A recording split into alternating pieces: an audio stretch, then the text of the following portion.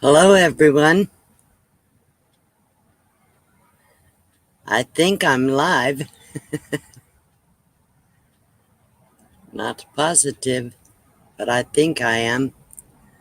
So, here's the thing. My internet is still lagging a little bit, but I'm gonna try to watch your chat on my cell phone. So if I don't catch what you say, I'm trying. My eyes are not real good. I have a hard time focusing, but I'm glad you're all here. I wanted to say hello to a few people that are here. Looks like Char of Heart was here first. Nice to have you here. Thin Blue Lane RV Life. Rhonda D. Uh, let's see. Artist on the Road and the Thin Blue Lane RV Life. And I don't know that as Bob is around here somewhere. Loving Uber and Lyft. Hello. I don't know if I know you. I'm sure I've seen you somewhere. Anyhow, I'm glad you're all here. And today I wanted to talk about preparedness and memories. Okay. The first thing I would like to talk about is, are you prepared? There is a lot of women in the RV community. And sometimes we think our roles are all inside our RV. And the fact of the matter is, a lot of solo women have to do it all, like me. I don't have a man to help me do the things that I need to do. But I really encourage all women out there. You never know what might happen if if you're gonna have a, a situation where your husband or your significant other is not around, or another man is not around to do those things for you. So the thing is, you have a vehicle to maintain. Do you know how to change the oil? Do you know how to check the radiator and see if there's water? Do you know how to check the steering fluid and the transmission fluid and brake fluid? What about your tires? Do you know how to look at your tires and see how the tread is? If the tires are all cracked and worn? Or do you know how to check the air pressure? Uh, do you know what to do to protect your tires? Do you know how to figure out directions to get somewhere? What do you know about your vehicle? What kind of a vehicle is it? Is it a truck, an RV? Is it a Chevy or a Ford? What size engine does it have? Um, I certainly hope everybody can follow me. Uh, I want to say also hello to Deb Bushman and Burning Up the Roads. So, and Trish H. I don't know if I know you, Trish, but thank you for coming. So, do you know the difference between a positive and a negative wire? Do you have solar? What if one of the wires becomes disconnected? Could it spark? If the positive hits something, it could spark something. What do you know about your electrical wiring or the control boxes in your rig? Um, do, can you use a basic hand tools like a screwdriver, a hammer, a little wrench? Um, all these things women and men need to know how to do. There are many men on the road that have never touched a tool because they worked in the office all their life or whatever. But I really do encourage everybody to learn as much as they can about what they can do on their vehicles. And you need to know how to use basic tools. You never know when the screw comes out on something, or you may have to use a little handsaw or something to cut something, or a wrench to tighten a nut or a bolt. And I personally love to work with tools. I always have. Just a little side note, many years ago, while I was still in the wheelchair, I had a van that had a wheelchair lift, and I used that lift to get in and out of the van and to move around so that I could cut the wood and everything to convert that van many, many years ago into a camper van. And I did it, but it was trial and error, and it was hard, and everything you have had to really maneuver. But the thing is, the reason I'm saying this is we can learn. We can learn how to do these things. Men out there, please don't don't ever stop your woman from learning how to take care of herself. Let's see. Hey, Blue Wave, good to have you here. Justin and Christina.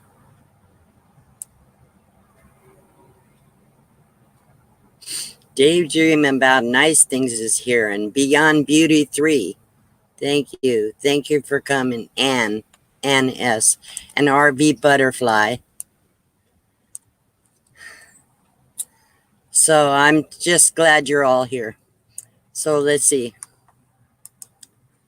So where was that? Okay, so men teach your women.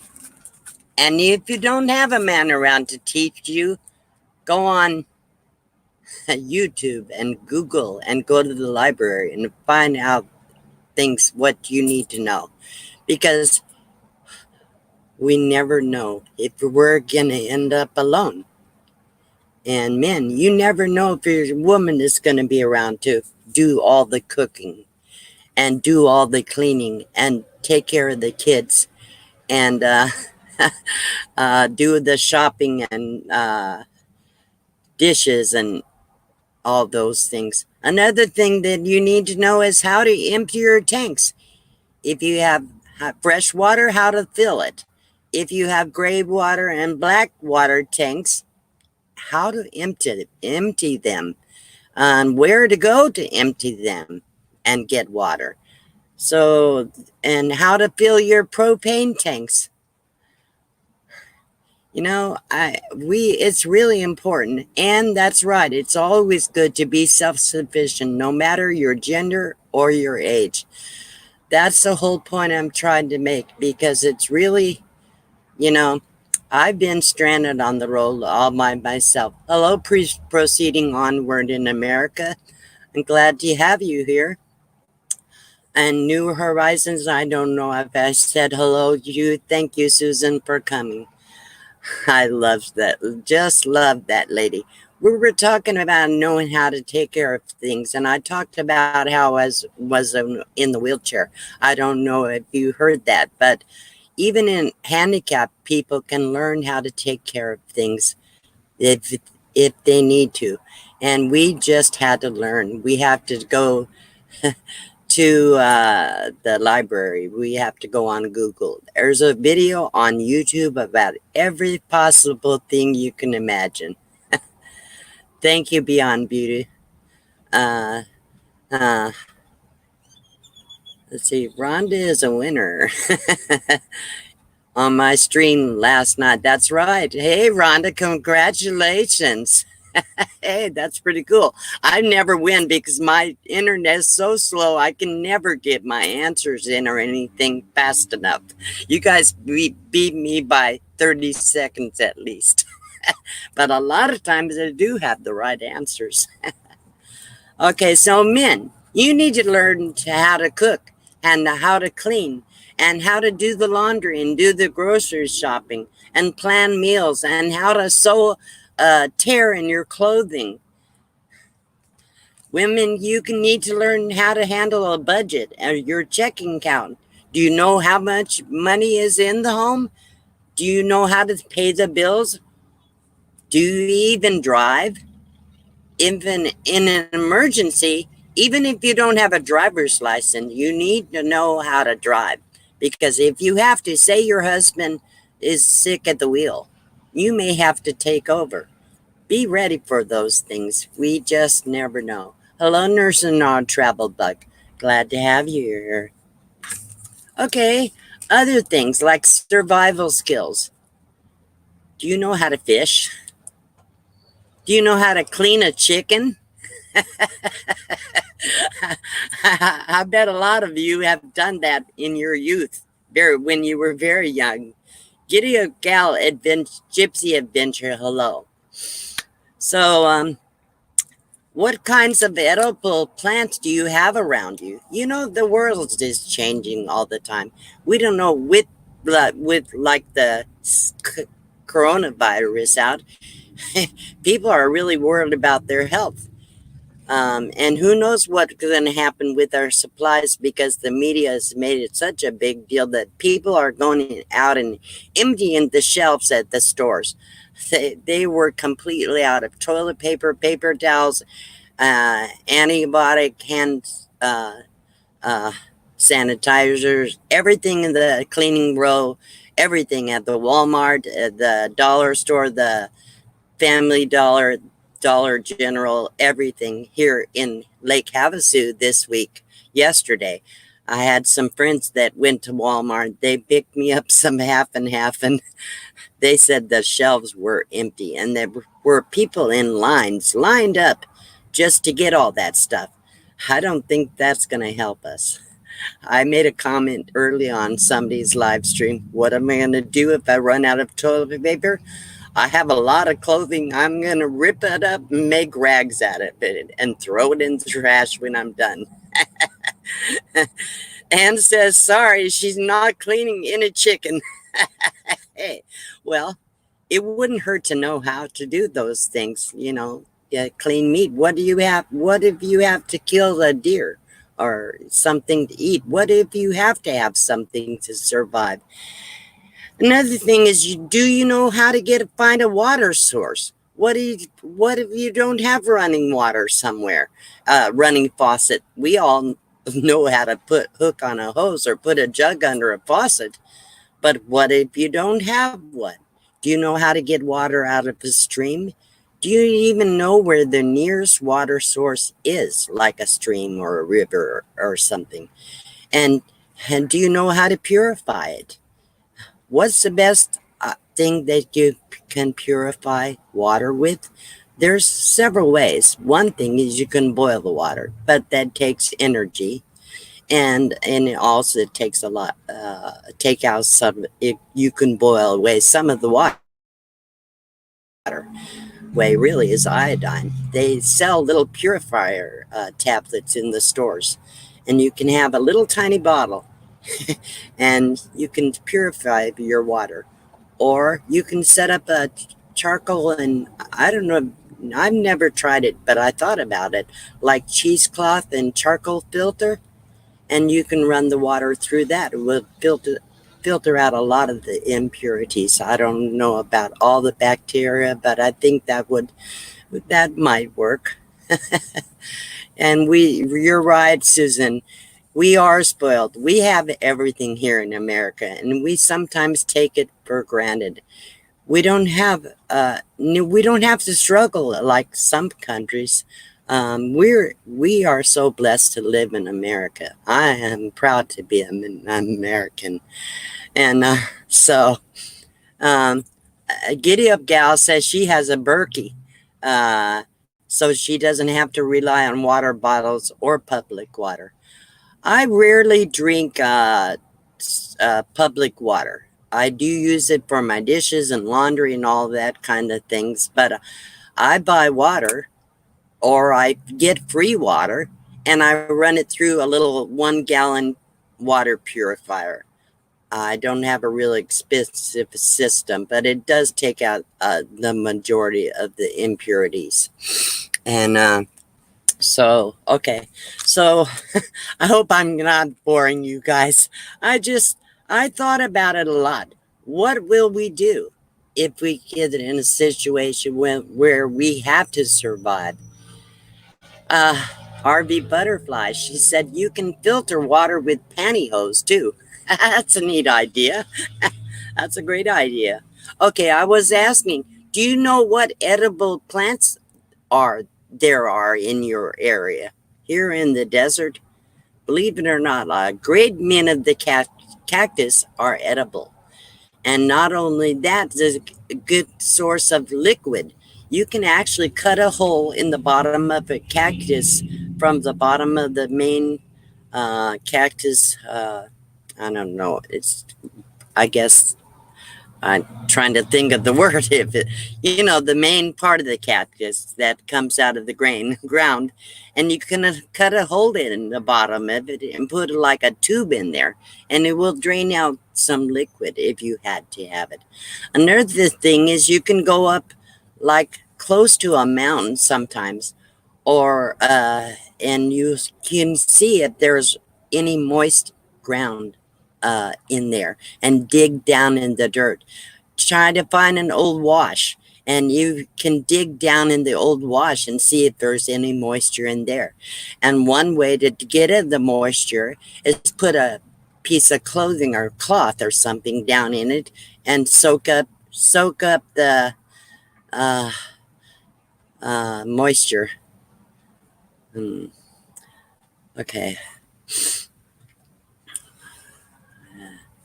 Bob, I think you're trying to tell me something, but I'm not getting it. Shar of Heart says she had this conversation with her husband this week. Okay, how bad am I lagging?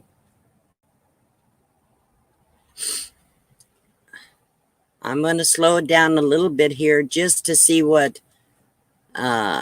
It's okay, I guess. I know I'm lagging a little bit. Apparently, it's going okay. All right. So look us here, ZX24Me. Nice to have you here. I would love to know more about you. This person, I don't know if it's a man or a woman, but they're from New Hampshire. Thank you for coming. Thank you, Sharth, for telling me there's no lag. And giddy up, Gypsy Gal. Thank you. I appreciate you guys letting me know how we're doing. Daydream about nice things. Thank you. Larry J, I met the other day. I was in Parker, and I met him at the Walmart.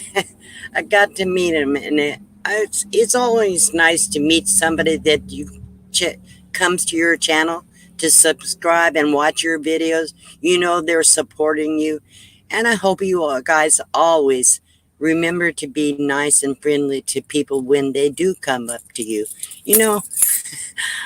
I'm no superstar, okay? But a lot of people recognize me, and I've actually gone up to other RVers who are so rude they just don't want to talk to you. Let's not be like that. Let's always be happy and welcome the people that are interested in us, and let's show them that we're interested in them too. Okay, Heath Hayden, hello. Benson's Speed Shop is here too. Okay, so a few other things on this subject. Well, how can you protect yourself from the elements? Suppose your vehicle breaks down and you're stuck out in the middle of nowhere. Do you know how to look for a shelter to get out of the wind or the rain or a storm or something, to get out of the heat, to find some shade? Do you have enough supplies with you to survive a week or so? We may not be able to buy supplies in the stores here the way things are going. Do you keep your fuel levels full on your vehicles? I try to, every time that I have to travel even 50 miles, I make sure my tank is full. Do you always carry a little cash? What if I had to go into a gas station one time, and their machines would not accept my ATM card. You have to have a little cash on you for those kinds of situations. What if you lost your wallet Where can you get, your cards are no good. And make sure you always have a little cash somewhere. Um, do you have something of value that you could barter in exchange for something you really need? Maybe a talent or a skill. Can you do some work for somebody if you need something they can help you with? Do you know how to build a fire? Women, do you know how to build a fire? I always let the guys do it, but I can build a fire. You should always keep some wooden matches around and some kind of cotton or fuzz or anything, a little paper, hang on a few paper blades or something that you can light a fire. All you have to do is light that up and then it'll start the wood if you keep that going. So, do you have an emergency plan in case of an emergency? Have you tested your plan out? Uh, what exits are going to use if you have a fire in your vehicle? Um, who do you call if somebody having heart pain? What can you do in the meantime while you're waiting? Um, do you have a first aid kit? You need to have an emergency kit for little things, cuts and bruises and tears. You never know if you're going to step on a cactus out here, and that's can be pretty painful. Do you have enough medications to last at least 30 days? You know, and do you have a way somebody can contact you? At all times, somebody needs to know where you're at. And will they look for you if they don't hear from you for a while? I think that's really important. I always have one family member that knows at least the area that I'm in at all times. I try to keep in touch with the few friends I've made and contact them at least once every week or two so that they will know where I'm at. And if they don't hear from me, I hope they would try to contact me. And then if nobody can contact me, I hope somebody go looking for me. It's funny. I did a little video just a little while back about going on a quad, and all my friends around me were all saying when I got back right at dark. I went on a ride with a man that nobody knew, and I had just met him. And they said, if you didn't get back here, we're going to send out the squad. They're going to come looking for me. I, that's nice to know that the people care enough, they're going to come looking for you. If I drag this on and on, guys, I sure hope I'm not, but I just feel this is really important information. Um, okay, women, teach your men how to do what you do, and teach your children. If something happens to both you and your husband, how are the kids going to survive? Do they know some survival skills? Teach them to be responsible now. It's too late once they're grown, once they're teenagers. Teach them while they're young the kinds of things they need to do. Do you have phone numbers so somebody can contact who they can call in case they need it? Anyhow, okay, so that's that.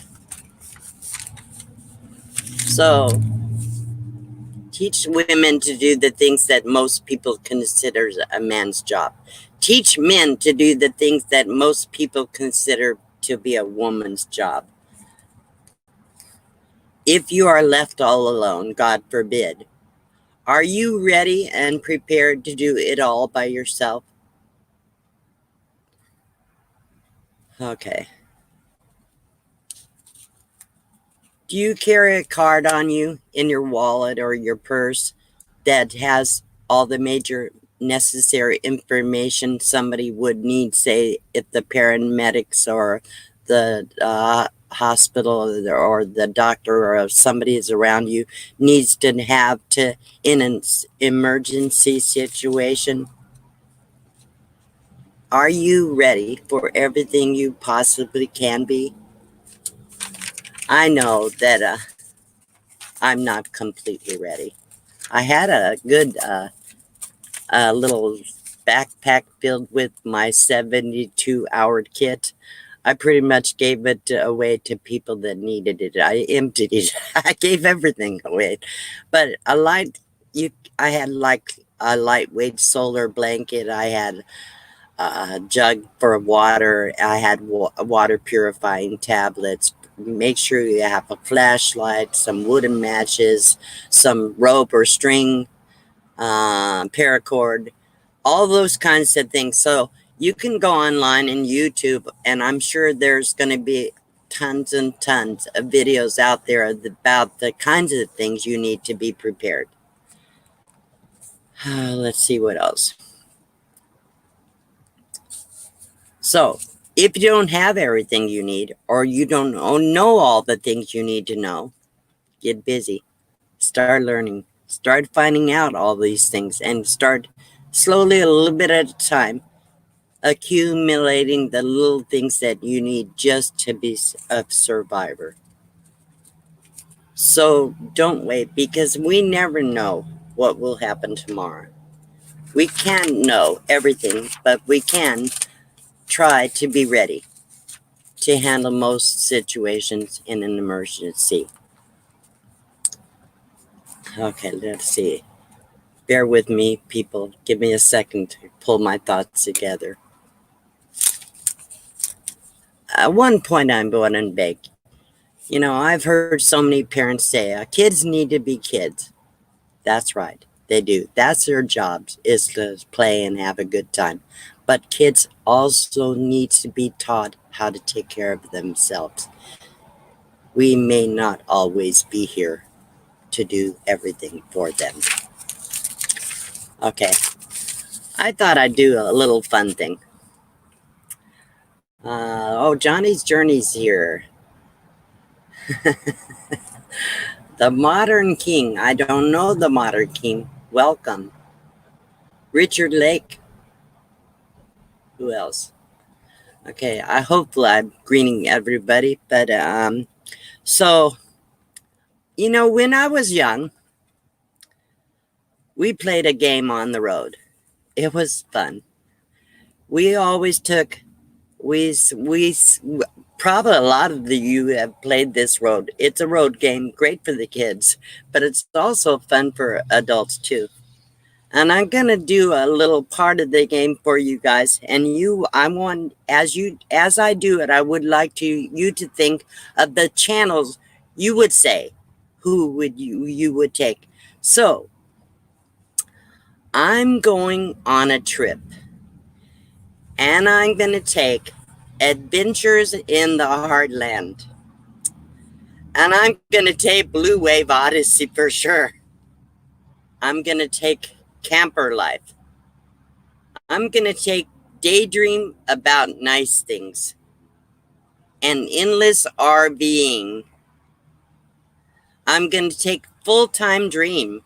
I just met them on YouTube yesterday, and I watched one of their videos today, and they're really good. I really enjoyed it. I'm going to take Giddy Up Gal Gypsy Adventures. I'm going to take Honey Me. I'm going to take Imagine Your Odyssey. I'm going to take Johnny's Journeys and Kathy's Outdoor Adventures. I want to take Living Life with Letty and Lucky Dog Productions. I want to take Mary Jones and MJ and Mike's RV Adventures with me. I want to take New Horizons and Nomadic Hippie. These are all great channels, people, and I love them all. I want to take Older and Wiser. I just met them on their YouTube channel. And I want to take Proceeding Onward in America. I want to take Roy and Becky's Travels and Rhonda D. Rhonda, I want to take you. I want to take Slow Momentum. Slow. Slow Momentum. I see so much of him out here, and he's really doing a good job of telling people what's going on and sharing his life with us. I want to take Truba Duo because they play great music. I don't want to go on a trip without music. And Thin Blue Lane RV Adventure. I want to take Uncle John's DIY and Outdoor Adventures. I want to take Van's Van and Travels. I want to take Wanderlost and Wayward Wags. There we go. And this doesn't actually start with an X, but I couldn't come up with anything else. I want to take Extraordinary Journey. And I want to take you, all of you, with me on my trip. And the last one I want to take, none of you met him yet, but someday you will when I do my video of him. I want to take Zach, my mechanic. I'm definitely going to take him on my trip.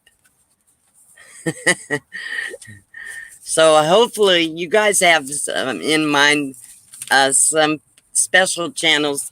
Those are kind of my way today of doing a shout out. Those are great channels. And other thing I wanted to do today, looks like I still had plenty of time to fill up. So I'm going to share some of my memories. Thank you, RV Butterfly. Goodbye, Modern King. Love you to daydream about nice things. Good, better, best. All of you. I love all you guys. Okay.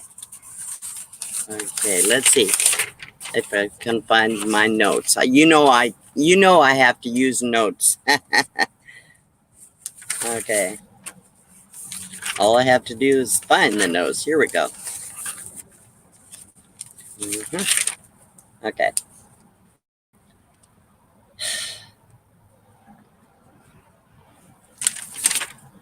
Okay. It's interesting what kinds of things that we can remember from our childhood.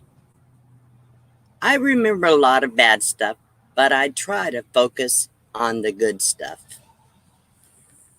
I remember the taste of my drink in my baby bottle.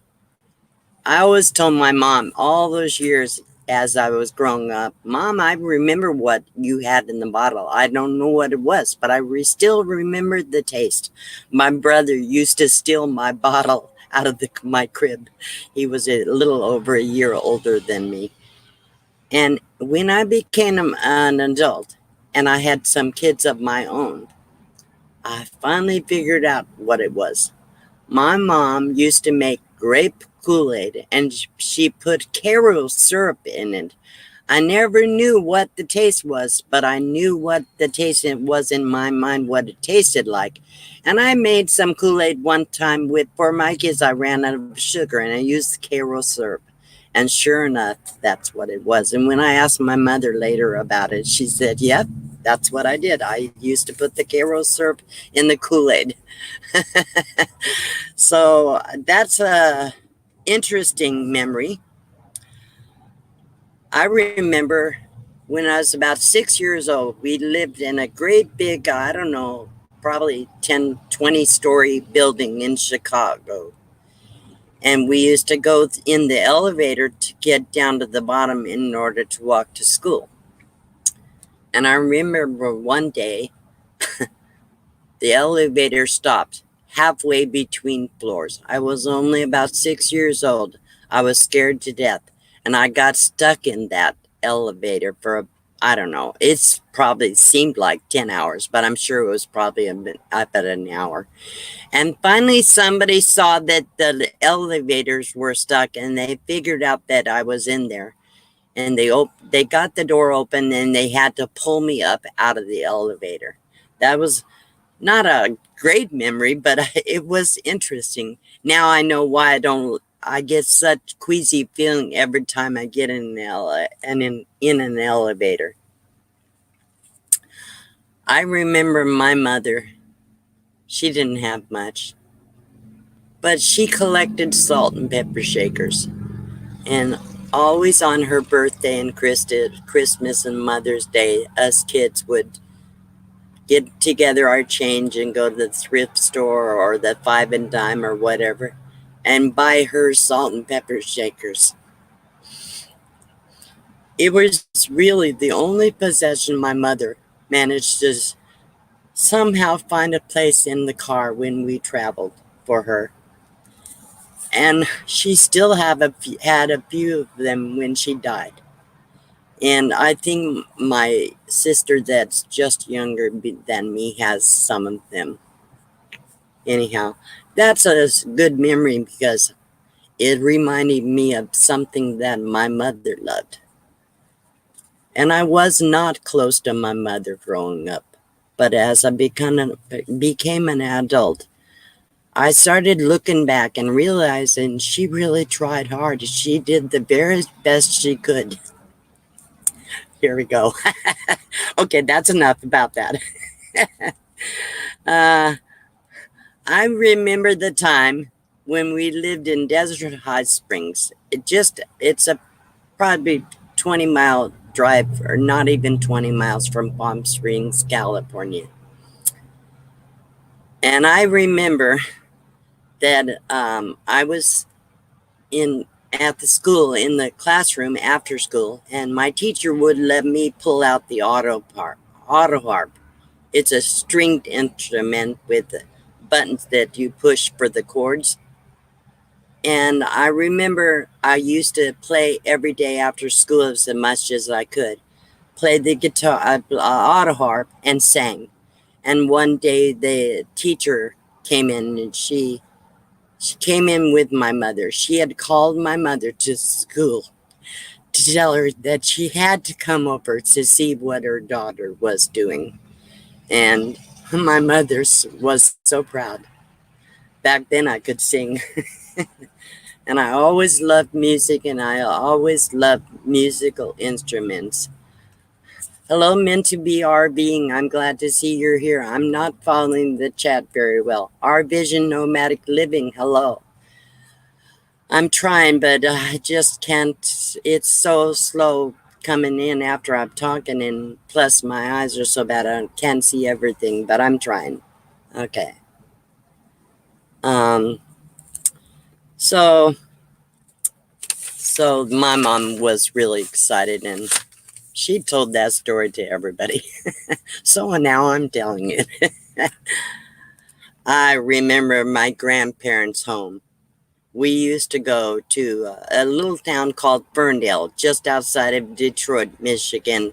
Once every few years is all we ever got to go see my grandparents on my mother's side. But Grandma and Grandpa Finley, they were such sweet people. So just, they were neat people. And I remember my grandmother always made white coconut cake. To this day, that's one of my favorite cakes. And around the holidays, she always had great big jars and cans of the ribbon candy all over the house. We loved that, and we were allowed to have as much as we wanted of it. And at my grandmother's house, she had a two-story house with a really high attic. And the attic was converted into a bedroom for two of my older cousins who my grandparents were raising because their mother died. And so we used to go into the little, there's in the attic they had walls that you could little pass through doors, and we used to go hide and seek and crawl in those holes and play hide and seek in the attic. Anyhow, those really fun memories. I remember, my brother was so mean to us girls. There were four girls and one boy. My brother was so mean. He would beat us up, tease us, trick us, you name it. He would do it. And but the truth of the matter is, if anybody else tried to mess with his sisters, he would come to our defense. And one time my brother, he took me and rolled him and a couple of his friends. He took me and rolled me up in a carpet, and I got panicked. And they rolled the carpet down the hill a little bit. And when I finally got out of there, that was the first time I ever stood up to my brother. And I punched him in the nose and broke his nose. And when mom and dad got home, he didn't tell them how he got the broken nose. He never hurt me again. I remember one time we were living in La Puente, California. It's one time when we actually had a house for a few months. And I remember that year, my mother was working for IBM, and I don't know what kind of work my dad was doing. But I remember that year, my dad took us all shopping, and he bought every one of us kids brand new outfits, all the way from the head to the toes. We had Easter bonnets, and we had beautiful little patent leather shoes and fluffy dresses with ruffles and little purses. I never forgot that. And my sister has also a lot of all the pretty much the family pictures. But that was pretty special because that was probably the first time I remember, at least trying to remember back, the few times we ever got brand new clothes. And it was so neat. Anyhow, I remember the time that my parents took us to Knott's Berry Farm and Disneyland. And what a good memory.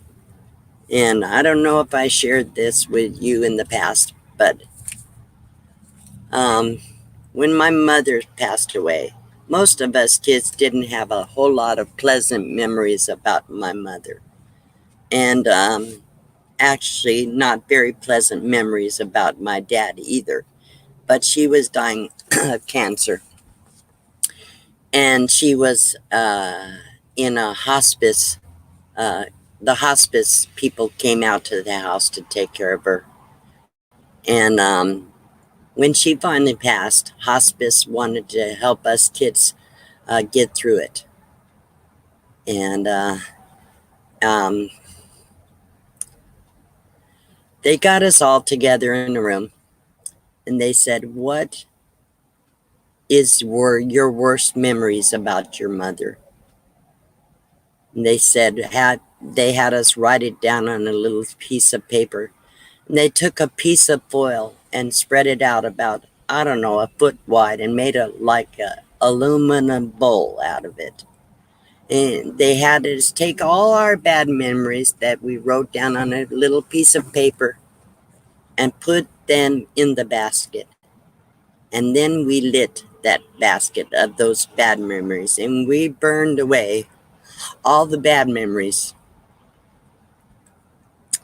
And then they said, what is your one good memory? Every one of us kids piped in that the time that dad and mom and dad took us to Disneyland. So hospice paid for all of us kids to go to Disneyland after my mother died as a way of learning how to cope with the loss.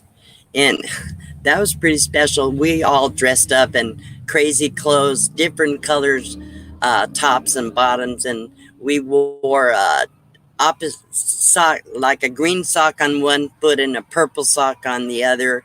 I wore a little beanie hat with all the different color of triangles.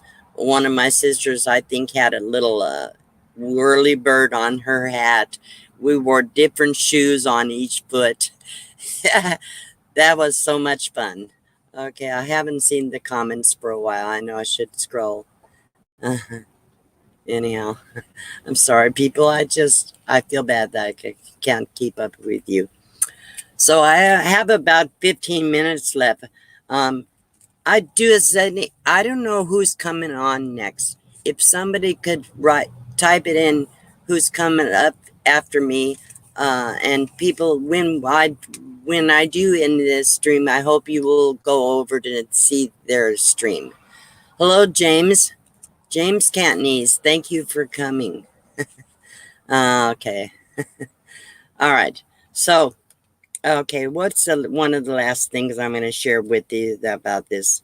Oh, there actually I was going to do kind of a trivia thing, but I think I'll save it for the next time because I'm going to share just a couple more memories with you. I remember camping in the forest. We camped a lot on the sides of the roads, but sometimes we actually went up into the forest and camped in campgrounds. And I remember we didn't have tents, but my dad did a lot of painting for people and we managed to take his paint tarps with us when we traveled. And I remember hanging the old paint tarps from the trees to make a cover for us, um, to uh, keep the mist and the wetness from coming on top of us when we slept in the forest. And we made our beds with pine needles. Okay, Beyond Beauty 3 is coming on next. Okay, so make sure you go over there and see her when we're done here, please, and support her channel. And um um let's see. So I do remember the little free roadside attractions on the side of the roads whenever we traveled. Make sure when you're traveling, you stop at all those little things. You're missing things. We saw the Flintstones Village.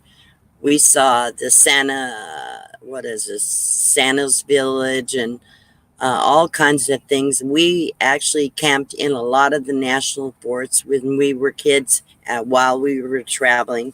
So those are really pleasant memories.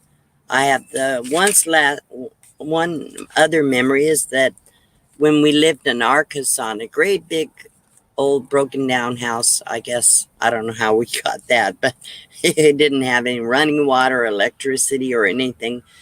And I remember we found a great big tarantula. We were just little and scared to death. Anyhow, a great big tarantula. And then one night we heard noise like somebody was knocking on the door.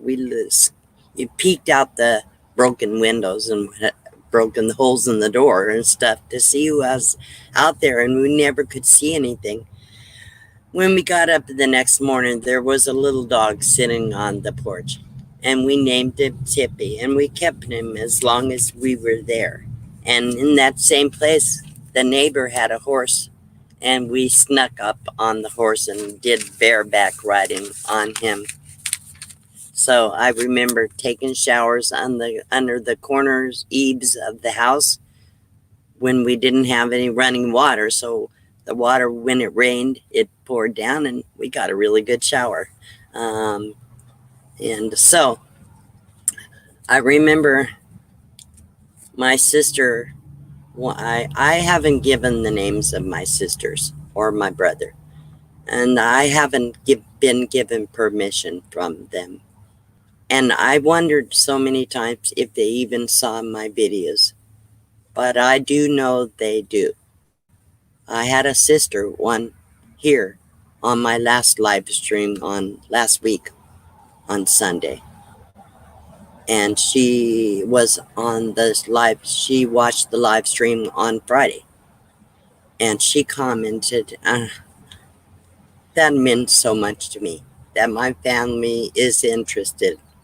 So, anyhow, my sister, one of them, I remember my mother wrote a poem about it, but she brought a praying mantis home and she put it in a little jar, and we put leaves in the bottom of the jar and some little ground beef, and for her praying mantis. and it lived a long time. Finally, it did get out. Um, and I remember she had a little Patty Play Pal doll. I was a little jealous because her birthday was always during the school year, and mine was always in the summer when we were working in the fields. So I never had birthday parties, but she got birthday parties and had friends over and stuff. So she got a Patty Play Pal doll that was as tall as her.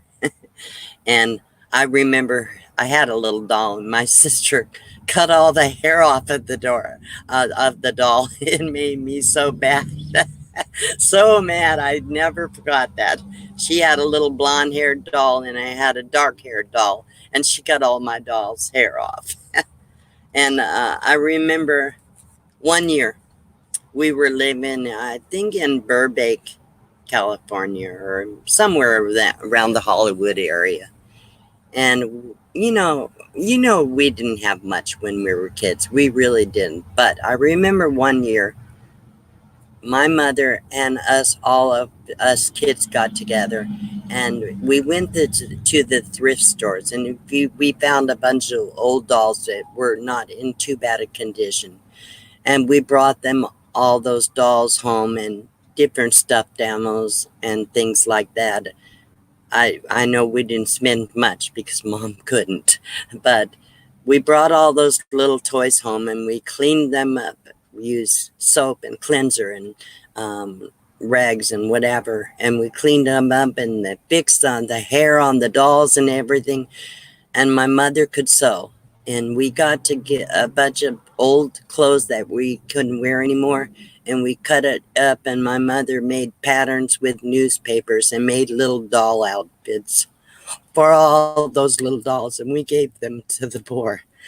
My mother really was a good woman. I didn't even know it. I didn't even know she was a good woman. She really suffered and struggled because my dad was pretty bad at times. Anyhow, my goodness. Anyhow, that was a really special memory that Christmas because we all learned how to care about others and we learned the gift of gratitude. Um, I remember traveling and we stopped at a roadside fruit market and we picked up a great big watermelon and we pulled off the side of the road with there was no picnic tables or anything, one of the old back roads before they had so many interstates and you can pull off the road anywhere.